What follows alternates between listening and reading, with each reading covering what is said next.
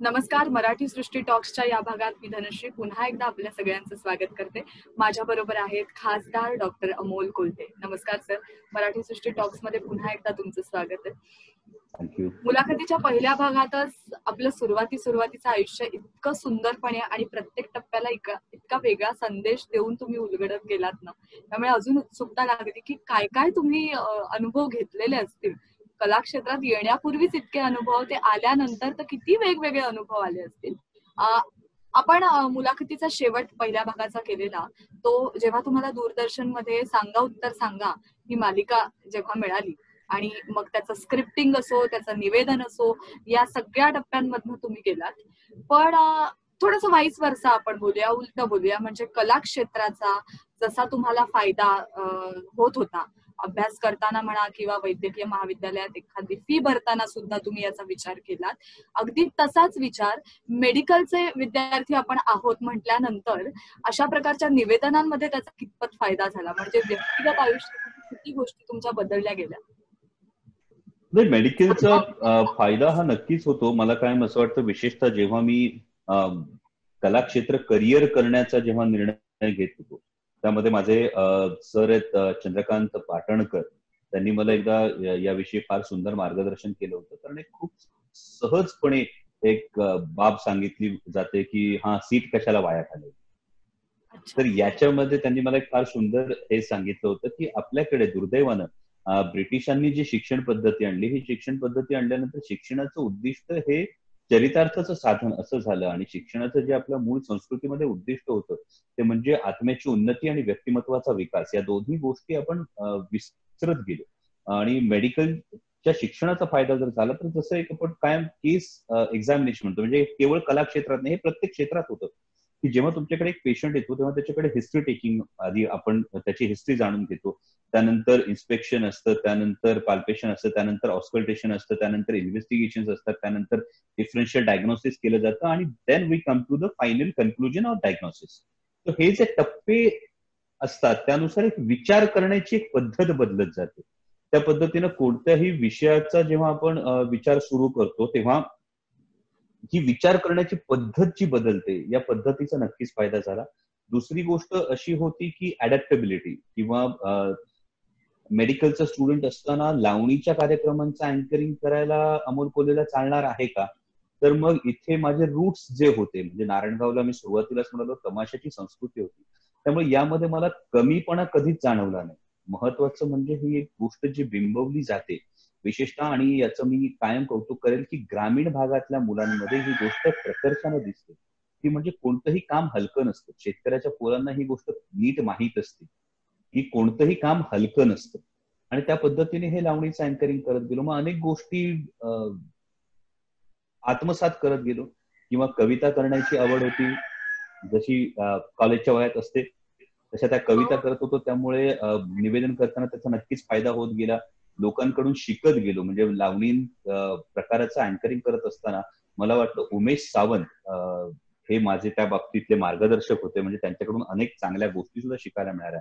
म्हणजे मी ती गोष्ट खूप वेळा वापरतो लावणीच्या अँकरिंगला की चाल माझी गिर्रेबाज, नखरा माझा कुर्रेबाज, चाल माझी गिर्रेबाज, नखरा माझा कुर्रेबाज, डोळ्यामंदी माझ्या फुलावणी हो, शृंगाराचा प्राण मी, इश्काचा बाण मी, लावण्याची खाण मी, लावणी.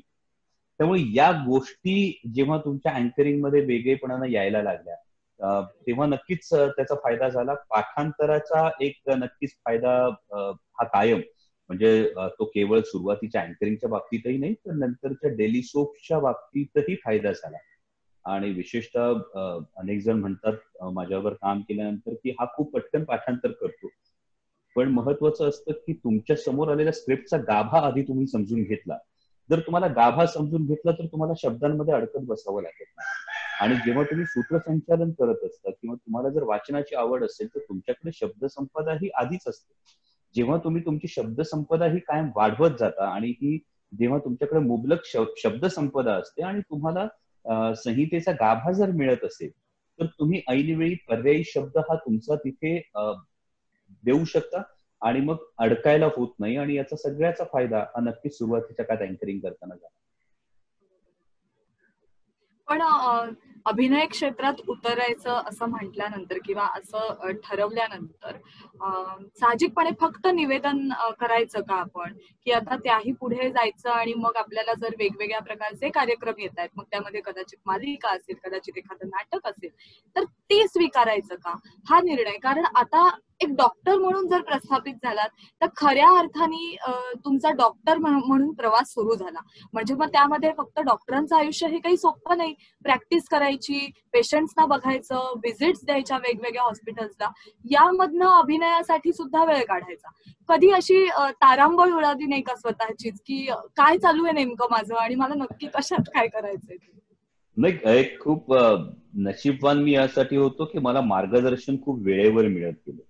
मी सुरुवातीला जसं म्हणालो, सुबल सरकार आणि डॉक्टर रवी बापट, म्हणजे स्वर्गीय सुबल सरकारांनी सुबलदांकडे बघून माणसाचे हात आभाळाला लागल्यानंतर सुद्धा पाय जमिनीला कसे लावून ठेवायचे, ही गोष्ट मला स्वतः सुबलदांकडे बघून कायम शिकता आली. आणि डॉक्टर रवी बापटांकडून मला सगळ्यात महत्वाचं जर काही गोष्ट शिकता आली असेल तर ती म्हणजे एकाच माणसाचं एका लाईफस्पॅन मध्ये किती वेगवेगळ्या क्षेत्रांमध्ये वावर असू शकतो. या दोन गोष्टी स्वतःच्या आचरणात आणणारे, त्या आचरणातून दाखवून देणाऱ्या या दोन महान व्यक्तींच्या सहवासात मला यायला मिळालं, हा एक पहिला महत्वाचा धडा होता. दुसरी गोष्ट अशी झाली की करिअर शिफ्ट जेव्हा होतं, जेव्हा एमबीबीएस सोडून, म्हणजे मेडिकल प्रोफेशन सोडून आपण कला क्षेत्रात जायचंय हा निर्णय जेव्हा घ्यायचा होता, तेव्हा डॉक्टर रवी बापटांच्या माध्यमातून जब्बार पटेलांचा मला एकदा याबाबत सल्ला मिळाला होता, डॉक्टर जब्बार पटेलांचा. आणि माझे काही मित्र, कॉलेजचे मित्र डॉक्टर श्रीराम लागूंची मुलाखत घ्यायला जाणार होते. तर मी आवर्जून त्यांना सांगितलं होतं की डॉक्टर श्रीराम लागूंना आवर्जून हा प्रश्न विचारा की आमचा एक मुलगा असा असा करिअर करू इच्छितो, त्याला तुमचा सल्ला काय असेल. आणि माझ्या मित्रांनी तो सल्ला विचारला आणि डॉक्टर लागूंनी त्यावेळी सांगितलं होतं की डॉक्टर लागू जेव्हा या क्षेत्रात यायचा, डॉक्टर लागूंनी निर्णय घेतला तेव्हा जवळपास ते 40 नंतर या क्षेत्रात आले. He was a very successful ENT surgeon आणि त्यानंतर ते या क्षेत्रात आले. तर डॉक्टर लागूंचा असा सल्ला त्यावेळी मला मिळाला होता की सर डॉक्टर लागू म्हणाले होते की माझ्या करिअर मधली अनेक रोल्स हे तोपर्यंत निघून गेलेले होते, त्यामुळे जर त्याला जायचं असेल तर आत्ता जा, ही कायम महत्वाची गोष्ट आहे. आणि डॉक्टर रवी बापट मला काय म्हणायचं की ठीक आहे ना, प्रयत्न तर कर, वाटलं तर युटर्न घेता येईल तुला. आणि मग त्यानंतर माझ्या वडिलांचा पुन्हा एक फार महत्वाचा माझ्या लाईफचा तो कायम प्रिन्सिपल आहे, वडिलांचा सल्ला. म्हणजे बाबा म्हणायचे की आयुष्यात कुठलाच निर्णय चुकीचा नसतो, फक्त भविष्यात घेतलेला निर्णय हा बरोबर होता हे सिद्ध करून दाखवण्याची जबाबदारी तुमची असते. जर ही जबाबदारी घ्यायची आपली तयारी असेल तर काहीच हरकत नाही. आणि त्यामुळे हे कन्फ्युजन फार मोठं आलं नाही. म्हणजे अनेकांना हे आश्चर्य वाटेल की एमबीबीएस नंतर मी डर्मॅटॉलॉजीसाठी ऍडमिशन घेतली होती आणि डर्मॅटॉलॉजीसाठी ऍडमिशन घेतल्यानंतर मला 4 दिवस सासूचे मालिकेची ऑफर आली आणि तेव्हा मालिकेसाठी शूटिंग करायचं होतं आणि मी सकाळी 11 वाजता जॉईन केलं होतं. आणि मी आमच्या सुपरिटेंडेंटकडे गेलो, मेडिकल सुपरिटेंडेंटकडे, आणि त्यांना सांगितलं की मला अशी अशी सुट्टी हवी आहे. तर ते म्हणाले की नाही, सुट्टी मिळेल, पहिले 6 महिने तर रेसिडेन्सी मध्ये सुट्टीच नाही मिळू शकत, त्यामुळे नाही पॉसिबल, फॉरगेट इट. सगळं सांगून झालं पण ते नाही म्हणाले. त्यानंतर मी शांतपणे सांगितलं sir then I would like to resign. त्यानंतर त्यांनी सांगितलं की कॉफी प्यायची, सायकॅट्रिस्ट कन्सल्टंट हवंय, सायकॅट्रिस्टला कन्सल्ट करूयात आपण, तुला डर्मॅटची सीट मिळाली, that too under doctor Wadhwa who was a very renowned dermatologist, आणि तू ती सीट रिझाईन करायची म्हणतो. तू 11 वाजता जॉईन केलंयस, तू आता 1:30 वाजता, 2, 2:30 वाजता माझ्या केबिन मध्ये मला रिझाईन करायचं म्हणतोय. आणि मी शांतपणे सांगितलं नाही सर, माय प्रेफरन्सेस आर व्हेरी क्लिअर. आणि मी 4 वाजता रिझाईन केलं. म्हणजे 11 वाजता जॉईन केलेली सीट मी 4 वाजता रिझाईन करू शकतो, कारण बाबांची जी शिकवण होती ती खूप ठामपणे पाठीशी होती की तुमचा निर्णय बरोबर होता हे सिद्ध करण्याची तुमच्यावर जबाबदारी असते. आणि त्या पद्धतीने ती वाटचाल झाल्यामुळे त्याचा नक्कीच फायदा झाला.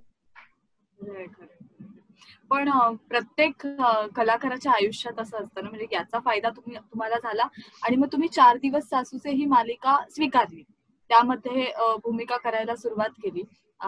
पण प्रत्येक कलाकाराच्या आयुष्यात असा एक वळण असं येतं की आपल्याला हवी ती भूमिका आपल्याला मिळणं हे फार भाग्याचं समजलं जातं. म्हणजे इतर अनेक भूमिका आपण करत असतो, कारण आता अर्थार्जनासाठी आपण हा मार्ग निवडलेला आहे, त्यामुळे भूमिका करणं गरजेचं आहे. पण एकीकडे उलट असं असतं की मला जी भूमिका करायची आहे, जे माझं स्वप्न आहे, आणि ते स्वप्न तुम्हाला अनेकदा जगायला मिळालं, म्हणजे त्यात मी आवर्जून उल्लेख करीन की शंभूराजे हे नाटकाच्या रूपात जेव्हा साकार झालं, हे तर खूप सुरुवातीला. मग हे मालिकेनंतर साधारण मिळालं का तुम्हाला? म्हणजे कलाकार म्हणून मी कायम हसतो स्वतःच्या करिअर ग्राफवर अशासाठी की माझा करिअर ग्राफ हा झिगझॅग आहे. म्हणजे माझा करिअर ग्राफ हा आंतर महाविद्यालयीन एकांकिका स्पर्धा, मग व्यावसायिक नाटक, मग मालिका, मग चित्रपट अशा माध्यमातून गेलाच नाही. म्हणजे थेट सुरुवातीला आधी मी छोट्या पडद्यावर आलो, त्यानंतर एका पाठोपाठ एक मालिका मिळत गेल्या. सुदैवानं म्हणजे खरं तर मी कधीच हा आव आणत नाही की मला खूप स्ट्रगल करावा लागला, पण मी प्रामाणिकपणे कबूल करतो की नाही, मला स्ट्रगल नाही करावा लागला. एका कामातून दुसरं काम हे आपोआप मिळत जात राहिलं. म्हणजे अगदी खरं सांगायचं तर 4 दिवस सासूसीचा जो तुम्ही उल्लेख केला, तर 4 दिवस सासूचे मालिका जेव्हा मला मिळाली तेव्हा मला आठवतं की आमची शाखा कुठे नाही हा शो सुरू होता आणि आमचे 4 दिवस सासूसीचे तेव्हा सहाय्यक दिग्दर्शक गणेश रासणे हे घरी शूटिंग संपवून जेवायला गेले आणि त्यांच्या पत्नीनं ती मालिका लावून ठेवली होती आणि ते प्रचंड वैतागलेले होते. त्यांना एक नवीन मुलगा मिळत नाहीये आणि तू कशाला लावलंय? आणि त्यांची पत्नी पटकन म्हणली, हे चांगला असतो हा कार्यक्रम. म्हणून त्यांनी तो सुरू ठेवला आणि त्यांनी पटकन खलील हेरेकरांना फोन केला. खलीलजी टीव्ही लावा, सह्याद्री वाहिनीवर एक कार्यक्रम सुरू आहे, हा मुलगा कसा वाटतो? आणि खलीलजींनी मला बोलावून घेतलं. ऑडिशन झाली, लुक टेस्ट झाली आणि ओके झालं. 4 दिवस सासूची सुरुवात झाली. त्या सुरुवातीनंतर या गोजीरवाण्या घरात, अधुरी एक कहाणी अशी एक मालिका सुरू झाली. अधुरी एक कहाणीची मालिका तर मला वाटतं की पहिल्यांदा मी साहेब बीवी आणि मी या मालिकेमध्ये दादा गोडकरांनी एका दिवसाच्या भूमिकेसाठी मला बोलावलं होतं. आणि त्या एका दिवसाची भूमिका बघितल्यानंतर 4 दिवस मला वाटतं अधुरी एक कहाणीमध्ये 4 की 5 एपिसोडचा एक छोटासा रोल होता आणि तो मला करायचा होता. आणि तोपर्यंत मी कस्तुरबा हॉस्पिटल जॉईन केलं होतं ऍज अ रेसिडेंट म्हणून. का तर एक बेस आपल्याला असावा. एक 6 महिन्यांचा अनुभव कॉर्पोरेशन हॉस्पिटलमध्ये घेतल्यानंतर कॅज्युअल्टी मेडिकल ऑफिसर म्हणून आपल्याला जॉब मिळेल. म्हणजे एकीकडे आपण नोकरी करत करत ही गोष्ट कंटिन्यू करू, हा इतका साधा सरळ विचार होता. आणि अधुरी एक कहाणीचा जो 4 एपिसोडसाठी असणारा जो रोल होता, राकेश सारंग यांची निर्मिती होती कॅम्प्स क्लबची. आणि त्यानंतर तो जवळपास 1.5 वर्ष ती भूमिका चालत राहिली. मग त्या पाठोपाठ या गोजीरवाण्या घरात, काटा रुते कुणाला अशी एक मालिकाच सुरू झाली. म्हणजे एका दिवशी 3-3 मालिकांचं शूटिंग मी करत होतो. आणि तेव्हा मेकअप रूम मध्ये नाटकांची कायम चर्चा असायची आणि हे मला कळायचं की आपल्याला नाटकासाठी कधीच कोणी विचारत नाही, हे नेमकं गौड बंगाल काय. आणि तोपर्यंत कस्तुरबा हॉस्पिटलचाही जॉब सुटला होता, कारण एवढ्या सुट्ट्या शक्य नव्हत्या. कारण कस्तुरबा हॉस्पिटलमध्ये असताना खरं तर सलग 24 किंवा 48 तास मी काम करायचो. आणि माझ्या कलिगला मी तेवढी रिक्वेस्ट करायचो की मला शूटिंगचा एवढे एक 12-16 तास तेवढं सोड आणि बाकीचा वेळ मी तुझ्या ड्युटीज करीन. असं आमचं एक म्युच्युअल सेटलमेंट ती होती. आणि त्यावेळी आयसीयू पोस्टिंग होती आणि त्यामुळे कुठेही म्हणजे प्राऊडली मी ही गोष्ट सांगेन की आमच्या आयसीयू पोस्टिंग मध्ये त्यावेळच्या याच्यामध्ये खूप प्रभावीपणे आम्ही काम करत होतो. पण तो सगळा ताण हा पुढे पुढे असह्य व्हायला लागला होता. आणि जेव्हा नाटकाचा विचार आला तेव्हा मला आठवतं की आम्ही तेव्हा ई टीव्ही मराठी होतं आणि शिवाजी पद्मजा मुलाखत घेत होता आणि त्याने विचारलं तुझा ड्रीम रोल काय. आणि मी म्हटलं छत्रपती संभाजी महाराज. आणि आमचे प्रोडक्शन मॅनेजर होते त्यावेळी प्रताप सावंत, तेव्हा ते आज हयात नाहीत. पण प्रताप सावंतांनी दुसऱ्या दिवशी मला थेट विचारलं की काय रे, काल काय मुलाखत दिली, संभाजी महाराजांचा रोल करायचा तुला, डॉक्टरांशिवाय कोणाचं काम नाही ते. म्हणजे प्रताप सावंत या माणसाचं संपूर्ण आयुष्य हे डॉक्टर काशीनाथ घाणेकरांच्या सहवासात गेलं होतं. त्यामुळे डॉक्टर काशीनाथ घाणेकरांविषयी त्यांच्या मनात एक प्रचंड आस्था होती किंवा डॉक्टर काशीनाथ घाणेकर समजून घ्यायचे तर प्रताप काकांची गप्पा मारायच्या, इतकं माझं एक साधं सोपं समीकरण होतं. आणि ते झाल्यानंतर दुसऱ्या दिवशी पुन्हा त्यांनी मला विचारलं तू काय खरंच रोल करणार आहे का. म्हटलं आता झालं ना खेचून, काल खेचलं तुम्ही की हा तू काय रोल करणार का, म्हणून काय रोज खेचणार का. म्हटलं तुम्हाला सांगून ठेवतो, उद्या मोठा झालो ना तर मी स्वतः नाटक काढेन, मी त्याच्यात नक्की रोल करेन, पण मी संभाजी महाराज साकार. ते सांगितलं त्यांना. हा ते गारुड होतं, संभाजी महाराज या व्यक्तिमत्वाचंच एक गारुड माझ्यावर होतं. आणि सुदैवानं त्यांनी सांगितलं की नाही, कलावैभव एक नाटक करताय शंभूराजे नावाचं आणि दिग्दर्शक अनिल गवस यांच्याशी मी बोललोय, ते आनंदी आहेत या विषयावर, तर तू इच्छुक आहेस का. म्हटलं नेकी और पूछपूछ, मी लगेच तयार आहे. म्हणजे प्रताप सावंतांना स्पॉन्डिलायसिसचा त्रास होता, तरी ते माझ्या बरोबर बाईकवर कलावैभवच्या ऑफिस पर्यंत आले आणि बाईकवरून मी हेल्मेट घालून बाईक चालवत होतो आणि हेल्मेट मधून मला ऐकू जाईल अशा पद्धतीने माझ्या खांद्यावर येऊन प्रताप सावंत मला कलावैभव आणि कलावैभवचं मोहन तोंडवळकर आणि त्यांच्या काय अटी असतील या सगळ्या गोष्टी सांगत होते. मला अजूनही तो दिवस खूप क्लिअरली आठवतो की मी कलावैभवच्या ऑफिसमध्ये पाऊल टाकलं. मोहन काका समोर पेपर, त्यांच्या चेहऱ्यावर पेपर होता. ज्येष्ठ रंगभूषाकार कृष्णा बोरकर, स्वर्गीय कृष्णा बोरकर बसले होते, लेखक स्वर्गीय सुरेश चिखले बसले होते, अनिल गवस बसले होते आणि माझ्यासमोर स्क्रिप्ट ठेवण्यात आली, वाच म्हणाले. मी आधाची सारखी स्क्रिप्ट वाचून काढली, आता वाचन करूया म्हणाले. वाचन केलं. मोहन काकांच्या चेहऱ्यावरचा पेपर खाली आला. मला म्हणाले ठीक आहे, चांगलं आहे, तुम्ही करताय. आणि पहिलाच बॉम्ब टाकला मोहन काकांनी की मला मालिकांमधले नट आवडत नाही. बरं, तेव्हा असं झालं होतं की जो मी मगाशी उल्लेख केला तसं अश्विनी बरोबरचं नातं हे दिवसेंदिवस व्यवस्थित एक आकार घेत होतं. लग्नाचा विचार आम्ही सिरियस, त्यासाठी एक आर्थिक स्रोत असणं गरजेचं होतं. हे करत असताना मी एका एनजीओ मध्ये काम करायला सुरुवात केली होती, राष्ट्र स्वास्थ्य प्रबोधिनीमध्ये. तोही एक मोठा इन्सिडेन्स असा होता की राष्ट्र स्वास्थ्य प्रबोधिनीमध्ये बिल अँड मिलिंडा गेट्स फाउंडेशनचा एक प्रोजेक्ट इम्प्लिमेंट केला जात होता. We use to cater bar girls and commercial sex workers. आणि त्यांच्या वस्तीमध्ये जाऊन किंवा बारमध्ये जाऊन त्यांना कन्व्हिन्स करणं आणि त्यांच्यावर उपचार करणं, त्यांचं एक्झामिनेशन करणं, अशा अनेक गोष्टी वेगवेगळ्या होत्या. आणि हे करत असताना त्यांची अट होती की महिन्याचे 96 तास. तर महिन्याचे 96 तास करत असताना त्यामध्ये अडचण अशी होती की बार गर्ल्स आणि कमर्शियल सेक्स वर्कर्स यांचा दिवस हा उशिरा सुरू व्हायचा आणि जे ऑफिस आवर्स होते त्यामध्ये ते जुळत नव्हते. त्यामुळे मी एनजीओच्या आमच्या पदाधिकाऱ्यांना सांगितलं की आपण एक काम करूया, 96 तासच करायचे आहेत ना, तर हे 96 तास मी 8 दिवस 12-12 तास करतो. हवं तर आपण दुपारी 2 ते रात्री 2 काम करू. कारण I was bachelor, I was ready to work. आणि ते 12-12 तास मी काम करायचो. आणि त्यामुळे असं झालं की एनजीओ मध्ये येणाऱ्या पेशंटची महिन्याची जी संख्या होती ती साधारणतः पहिली ही 200 ते 250 होती, ही संख्या 1600 पर्यंत गेली. आणि अनेक बार्स मधून, अनेक लेडीज बार मधून ही मागणी यायला लागली की वो चष्मावाला डॉक्टर है ना, उनको भेजो, वो आएंगे तो हम लोग एग्जामिनेशन करवा लेंगे because he is very polite and he is very understanding. तर या गोष्टीमुळे ते करिअर अगदी स्मूथ सुरू झालं होतं.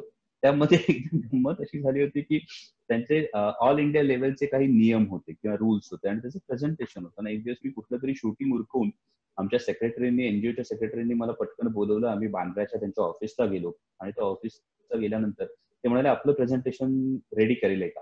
माझ्याकडे काहीच नाही, लॅपटॉप नाही, काही नाही, काही नाही. मी काहीच प्रेझेंटेशन रेडी केलं नाही आणि एका व्हाईट बोर्डवर मी प्रेझेंटेशन सुरू केलं. आणि ते प्रेझेंटेशन सुरू होत असताना त्यांचे जे इंडिया हेड होते त्यांनी मला मध्ये अडवलं आणि मला म्हणाले की ही गोष्ट नाही होऊ शकत. त्यामध्ये बेसिकली फाइंडिंग होतं आणि त्या फाइंडिंगवर इंटरनल एक्झामिनेशन होणं गरजेचं होतं.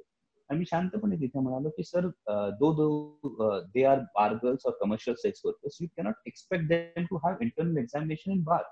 So you need to have a clinical correlation. आणि त्याचं क्लिनिकल को रिलेशन हे ए असेल तर बी असेल, बी असेल तर सी असेल. आणि एबीसी या तीनही गोष्टी जर जुळवल्या तर आपण 90% बाबीत आपण करेक्ट असू शकतो. आणि ते म्हणाले की आय चॅलेंज यू ऑन दिस. म्हटलं तुम्ही सगळे डॉक्टर उपलब्ध आहेत, त्यांना विचारा.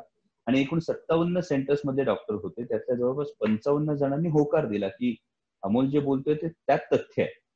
आणि दुसऱ्या दिवशी ते ऑल इंडिया हेड जे होते ते आमच्या एनजीओ मध्ये आलेले. दहिसरला एनजीओचं ऑफिस होतं आणि ते तिथे आले. तिथे त्यांनी मला विचारलं की WHO मध्ये काम करशील का. Bill and Melinda Gates Foundation will recommend you for a WHO job. आणि मी शांतपणे प्रश्न विचारला त्यांना की शूटिंगला सुट्टी मिळेल का त्यामध्ये. त्यानंतर की म्हणजे ही इतकी एक क्लिअर गोष्ट होती. आणि ते असताना कलावैभवला गेल्यानंतर मोहन काकांचा पहिला बॉम्ब हा पडला होता की मला मालिकांमधले लोक आवडत नाही. एका वेळी 4-5 मालिका सुरू होत्या आणि मी शांतपणे सांगितलं मी सगळ्या मालिका सोडतो. दुसरा लगेच त्यांचा, निर्णय होता हा तुमचा? मी लगेच जागेवर निर्णय होता, मी सगळ्या मालिका सोडायला तयार आहे. दुसरा त्यांनी मला प्रश्न विचारला की पण मालिकांमधलं पेमेंट आणि नाटकातलं पेमेंट हे कुठे कम्पेअर केलं जाऊ शकत नाही. त्याला माझं उत्तर असं होतं की पहिले 2 प्रयोग बघा. पहिल्या 2 प्रयोगांमध्ये तुम्ही बघितल्यानंतर बंद पाकिटात तुम्ही जे काही द्याल ते मला मान्य आहे. मी पेमेंटची अपेक्षा ठेवणार नाही. आणि मोहन काकांनी मला विचारलं तुला का करायचंय मग हे सगळं. आणि माझं उत्तर होतं, मला संभाजी महाराज साकारायचे. आणि ते अक्षरशः हसत सुटले होते सगळेजण, की हा वेडा मुलगा आहे की काय. आणि मी हा निर्णय घेतला होता. आणि दुसऱ्या दिवशी ज्या मालिका सुरू होत्या त्यातल्या 3 मालिका या कॅम्प्स क्लबच्या होत्या. मी राकेश सारंगांना भेटायला गेलो. म्हणजे आजही राकेशजी भेटल्यानंतर मी आदराने त्यांना नमस्कार करतो, कारण त्यावेळी त्यांनी मला पाठीवर हात ठेवून पुढे जा असं सांगितलं होतं. कारण जेव्हा मी त्यांना हा निर्णय सांगितला तेव्हा ते म्हणाले की you are committing a suicide. कारण ऐतिहासिक भूमिका केली तर कलाकार संपतो, अशी अनेक उदाहरणं समोर असताना तू उडी घेतोयस ती करिअरच्या इतक्या सुरुवातीच्या काळात ऐतिहासिक भूमिकेत घेतोयस, नाटकांना चांगले दिवस नसताना तू ही उडी घेतोयस आणि असं करत असताना तू हे करू नयेस. मी शांतपणे सांगितलं, राकेशजी जर चुकलो असं वाटलं तर परत तुमच्या दारातून काम मागायला मला काही कमीपणा वाटणार नाही. आणि शंभूराजेचा प्रवास सुरू झाला. पहिले 80 प्रयोग झाले. या 80 प्रयोगांना फारसा प्रतिसाद नव्हता. पण हे मोहन तोंडवरकरांचं फार मोठं कौतुक आहे की ते कायम नेटानं शंभूराजे नाटकाच्या पाठीशी उभे राहिले आणि शंभूराजे नाटक पाहून राजा शिवछत्रपती ही मालिका ऑफर झाली. कारण डी.बी. कासार हे रेल्वेचे एक अधिकारी आहेत, त्यांनी 4 वेगवेगळ्या थिएटरमध्ये राजा शिवछत्रपती मालिका पाहिली होती, आपलं शंभूराजे नाटक पाहिलं होतं. आणि ते नाटक पाहिल्यानंतर जेव्हा नितीन चंद्रकांत देसाईंकडे राजा शिवछत्रपतीची बोलणी सुरू झाली तेव्हा डी.बी. कासारांनी हे नाव सुचवलं. खूप मोठी मोठी नावं होती. म्हणजे काही त्यातले बॉलिवूड मधले दिग्गज होते, त्यातल्या काही जणांनी अर्धा निर्मितीचा खर्च उचलण्याची ऑफर दिली होती, काही जणांकडे फार मोठ्या राजकीय नेतृत्वांची शिफारस पत्र होती. अशी माणसं असताना डी.बी. कासारांनी सांगितलं, एक पोरगा आहे, तुम्ही बघा, तिथे तुमचा शोध संपेल. आणि त्याचं कारण हे शंभूराजे नाटक होतं. पुन्हा तेच आहे जे मी कायम म्हणतो की एका शुद्ध हेतून जर सुरुवात केली तर कुठल्या ना कुठल्या प्रकारे यश हे तुमच्यापर्यंत नक्की पोहोचतं. त्याचं ते कदाचित द्योतक असेल. आणि त्या पद्धतीनं शंभूराजे नाटकातून पहिली पायरी मिळाली आणि ती पायरी राजा शिवछत्रपती. आणि या समाधानाच्या बाबतीत जेव्हा आपण म्हणतो तेव्हा मध्यंतरी माझ्या सोशल मीडियावर सुद्धा एक व्हिडिओ सगळ्यांना पाहायला मिळाला. तो म्हणजे सांगली जिल्ह्यातल्या एका लहानग्याचा तो व्हिडिओ होता. संभाजी महाराजांना मालिकेत पकडल्यानंतरचं त्याचं रडणं आणि त्याच्या आईने त्याला समजावणं की आपण घरी संभाजी महाराजांचा पुतळा आणून त्याची रोज आपण पूजा करू.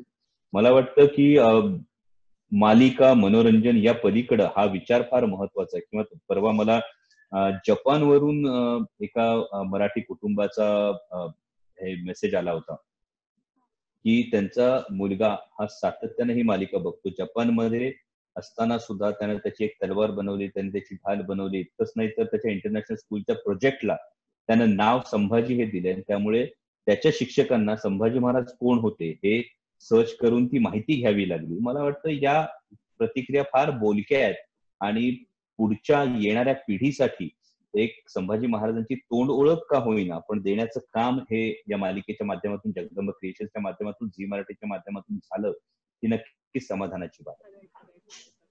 आता हे शंभूराजे नाटक झाल्यानंतर म्हणजे हे नाटक फक्त आणि फक्त संभाजीराजांची भूमिका साकारायची आणि हे स्वप्न होतं आणि ते स्वप्न प्रत्यक्षात आणायचं या ध्यासाने हे नाटक स्वीकारलं आणि हे नाटक पुढे सुरू केलं. पण एक मालिका म्हणजे पुन्हा एक व्यावसायिकता त्यामध्ये आली. या व्यावसायिक दृष्टीने एखादी मालिका करणं हे पूर्णपणे वेगळं असतं. तिथलं ऍटमॉस्फिअर वेगळं असतं, तिथली लोक वेगळी असतात.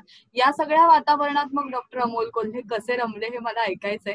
पण आपण पुढच्या भागात भेटणार आहोत. त्या भागात खूप छान माहिती दिली, त्याबद्दल तुमचे मनापासून आभार. याच मुलाखतीचा पुढचा भाग पाहण्यासाठी पाहत रहा मराठी सृष्टी टॉक्स.